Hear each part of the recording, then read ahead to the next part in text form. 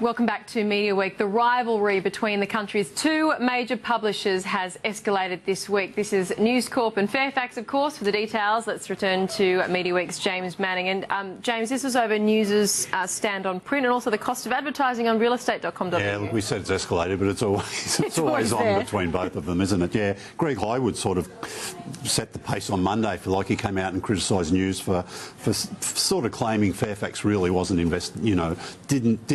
wasn't investing in print, because News Corp has been very big on, look, we're very bullish about the future of print, unlike Fairfax. And Greg Highwood said, no, hold on a minute, we're still very, very bullish in print. You know, it's still what, 2/3 or more of our revenues. So yeah, look, we're here for the time being. Yeah, that wasn't the end of it. No, kind of went on from there, as you can imagine. And yeah, so News hit back at him and said, yeah, look, the board aren't very happy with you, by the way, you know, and are you here for the long term, you know? And of course, and Fairfax dismissed that and said, look, that's rubbish, yeah, look, Greg isn't going anywhere. He's got a job to do and a fair bit of work to do. And the other one came from Domain, which is Fairfax's real estate arm. The chief executive there, Anthony Catalano, said, yeah, look, and he's got a history of doing deals with real estate agents, which is very crucial if you run a real estate portal. REA Group are putting up their prices apparently for realestate.com.au, which is sort of the market leader, and he was saying, look, now's the time for everybody to bail out, come over to us. There's no reason you should be paying more. So yeah, the sparring continues. Yeah, round 562 of 2014 continues next week. News Corp's also been pretty unhappy with the treatment it's getting from MailOnline. Walk us through this one. Yeah, look, they've sent a legal letter over saying, look, we think you're lifting a little bit too much of our content. You know, MailOnline's very big on, you know, just trawling the web everywhere, looking for stories they could sort of take and either rewrite or write about or, you know, embellish, however you want to call it.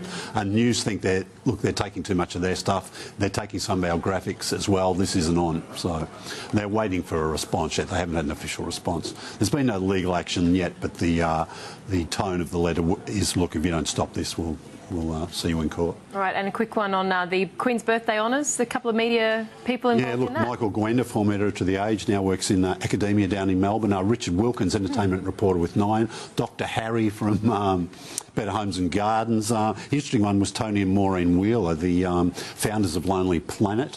They got a nod.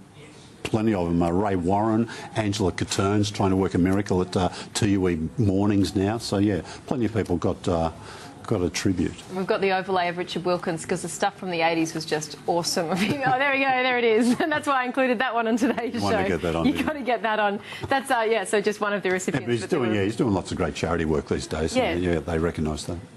Good stuff. So that's the Queen's birthday honours. Let's have a look at some of the ratings for week 23, I think we're up to, for free-to-air. Yep. Kind of the usual contenders. The usual suspects, Brooke, you know. Do they show anything else, you might wonder, when you look at these every week? Well, no. I mean, if you get a big format, that's the bedrock of your schedule, you know. House Rules, 4 or 5 nights a week for 7, does very well. The Voice is only down to 2 weeks for 9. 2 nights a week. They'd like to keep it going for more. Big Bang Theory is really the only other show in there. If you get your news and current affairs and one other major product, that'll sort of see you through most weeks.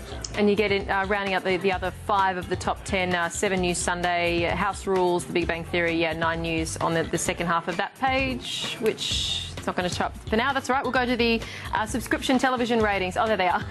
Now let's go to the subscription television ratings. And as the Simpsons say, sport. The usual. Yep. Let's go to the sport ones. You've probably got a sports package. That's right.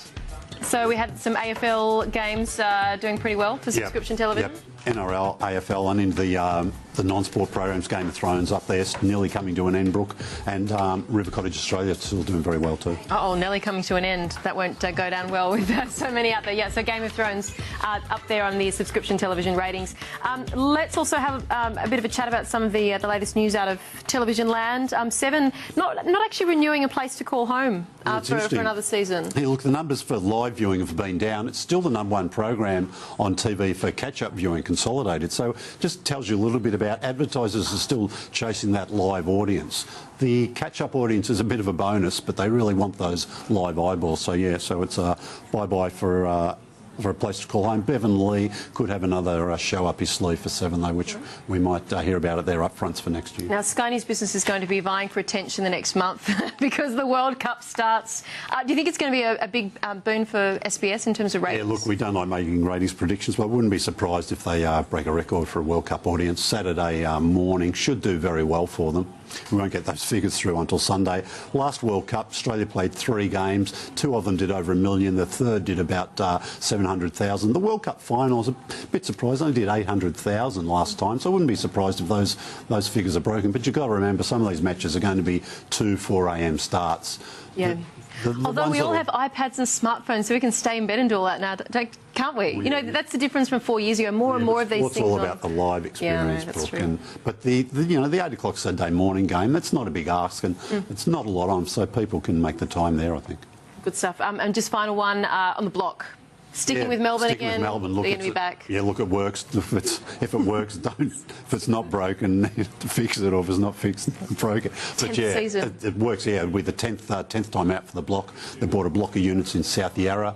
Yeah, it just works for them, that market. And the rest of Australia don't seem to mind watching Melbourne every market. So there you go. Thank you so much, James. Good to have you, as always, Steve, for Media Week. Another big week, and do stick with us. That's all we've got time for now from the team here. Thanks for your company.